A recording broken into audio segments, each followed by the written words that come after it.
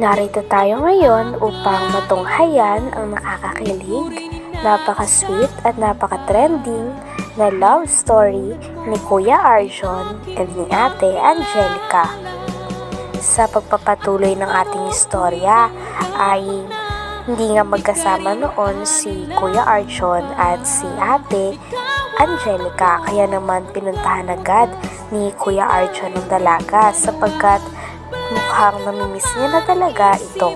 Sakto naman ay kakatapos lamang magtinda ni Ate Angelica. Kaya naman nung pumunta si Kuya Arjon ay nasamahan niya si Ate Angelica pauwi. Grabe, at habang tumatawid nga ay magkahawak pa nga ang kamay ng dalawa, kaya napakaraming mga fans ang talagang lalong kinikilig sa kanila. Napaka-caring nga ni Ate Angelica kay Kuya Arjon sapagkat habang naglalakad sila ay gusto niya na nandoon sa kabilang gilid si Kuya Arjon nang sa ganon ay hindi ito madisgrasya o baka para maiwasan ng aksidente.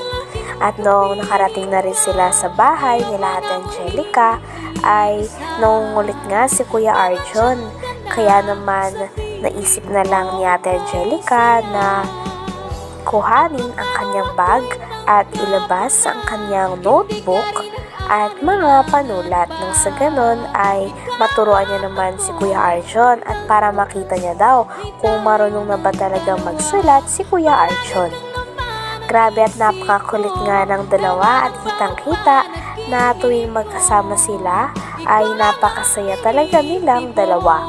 Hanggang sa naisipan naman ni Ate Angelica na bumili na muna sa tindahan nang sa ganon ay mayroon silang makakain ni Kuya Arjon habang nagkikwentuhan. Habang naglalakad sila ay nakakapit pa si Ate Angelica sa braso ni Kuya Arjon. Kaya talagang nakakakilig sapagkat sa tuwing naglalakad ang dalawa ay lagi silang magkahawak ng kamay o nakakapit sa braso ni Kuya Arjon si Ate Angelica. Pagkatapos nilang bumili ng makakain nila ay bumalik na rin sila. At pagkabalik nila, saktong naabutan ni Kuya Arjon ang mama ni Ate Angelica. At talagang tinanong nga ng mama ni Ate Angelica kung nasaan na nga daw ang kanyang anak. At sinagot naman ito ni Kuya Arjon na nasa puso niya daw. Kaya naman tawang-tawa ang mama ni Ate Angelica kay Kuya Arjon. Ay nako, kaya ka nagbibigay ng taon sa grade 11 ay. Grabe ka. Bilang taon sa... Ikaw nga. Grabe ka. Ang cute mo pag tumatawa. Ang cute mo pag tumatawa. Hindi talaga. O, tapos, ano muna, dito muna. Wait, tapos, 1, 2, 3, 1, 2, 3, 1, 2, 3, Ah! 1, 2, 3, Ah! Alam ko na! Ano sagot? 9 ang sagot. Dahil nga nakita naman ni Kuya Arjon ang mama ni Ate Angelica ay nag-usap sila nito at napansin niya ni Kuya Arjon na talagang napakasipag ng mama ni Ate Angelica at tinatanong niya rin ito kung bakit napakasipag niya. Sabi naman ng mama ni Ate Angelica ay ganun talaga kapag naging nanay na sapagkat syempre kailangan niya maging masipag para sa kanyang mga anak. Sabi nga ni Kuya Arjon ay parang sa kanya daw talaga namana ni Ate Angelica ang pagiging masipag. Sabi naman ng mama ni Ate Angelica ay ngayon daw ay parang hindi pa pwede sapagkat nag-aaral pa daw si Ate Angelica. Kaya ang gusto niya daw ay makapagtapos muna ng pag-aaral si Ate Angelica at makapagtapos din daw si Kuya Arjon. Kaya nang sa ganon kapag okay na ang lahat ay papayag naman daw siya. Kaya naman kinilig talaga si Kuya Arjon dahil parang botong-botong na nga sa kanya ang mama ni Ate Angelica.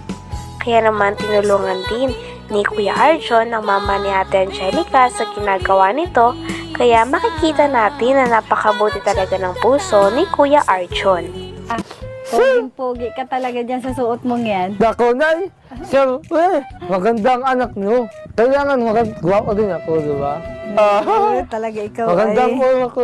Kayo na yung ganda mo, Nay. Kamukha mo yung nasa si Sarah. Si Miss Vincent. Tapos si Sarah Heronimo mo, kamukha mo, Nay. Talaga. Bulero ka talaga, Oo. Arjun, ha? Grabe, Nay. Ang sipag mo na, Nay. Maano talaga sa'yo si Angelica sa kasuagan mo, Nay. Sa akin talaga yung nagmana, yung mga anak mong yan. Sa mga kasipagan. Alam mo, Nay. Kailangan talaga magsipag. Kaya pag tamad-tamad ka ngayon, ang hirap ng buhay. Kahit na mahirap, ano, Nay, tinitiis mo. Oo. Kahit Kahit na makandakuha ka. Ang swerte na mo. tanda-kanda-kuba na sa kahanap buhay para lang sa mga anak. Sa'yo lang pala ako mahawa, Nay, kasi alam mo, Nay, dati tamad ako. Dapat ka huwag maging tamad sa hirap ng buhay ngayon. Oo nga, Nay. Dapat talaga magsipat. Tama ka naman, Nay, kaya Pagkatapos naman nila mag-usap ay pumunta na nga si Kuya Archon at si Ate Angelica sa kanilang inuupuan muli sapagkat handa na nga ang kanilang mga kakainin at iinumin. Habang kumakain nga silang dalawa ay nagkikwentuhan ng dalawa nito at syempre bumabanat pa rin ng bumabanat si Kuya Archon kay Ate Angelica upang pakiligin ang dalaga. At kitang-kita naman na talagang parang hindi na nga bumaba ang mga ngiti sa labi ni Ate Angelica sapagkat kinikilig din siya sa mga sinasabi at ginagawa sa kanya ni Kuya Archon. Grabe at padami na nga ng padami ang fans nilang dalawa sapagkat kitang-kita na napakabagay talaga sila sa isa't isa. Napakabait din kasi ni Ate Angelica kay Kuya Archon at talagang iniintindi niya si Kuya Archon at kung ano ang mga gusto nito. Hindi rin nagsasawa si Ate Angelica na makinig sa mga pagpapakilig at pagbabanat ni Kuya Archon. At si Kuya Archon naman ay gusto na hindi na nahihirapan si Ate Angelica palagi. Gustong-gusto niya din na napapatawa niya si Ate Angelica kaya naman nung napatawa niya nga dalaga ay sobrang sayang-saya din siya. Sa huli ay nagpasalamat din si Ate Angelica at Kuya Archon sa mga tao na walang sawang sumusuporta sa kanilang dalawa. Talagang mahal na mahal daw nila ang kanilang mga supporters at shoutout din nila muli si Kalinga Prab pati na rin ang asawa nito. Gusto rin nilang magpasalamat sa mga tao na nag-send ng mga support at lalong-lalo na kay Kalingap Tata na nagdidirect ng kanilang love story. At doon na nga nagtatapos ang ating nakakakilig at talaga namang napaka-sweet na love story. Wow! Ang galing naman ni Arjun! Paano nakuha yun? wala eh. Sa utak lang iniisip Yeah! lang. Cute talaga. Thank you! Kala ko, ikikis mo ako. More? Pero thank you talaga. Ang galing mo. Sige na.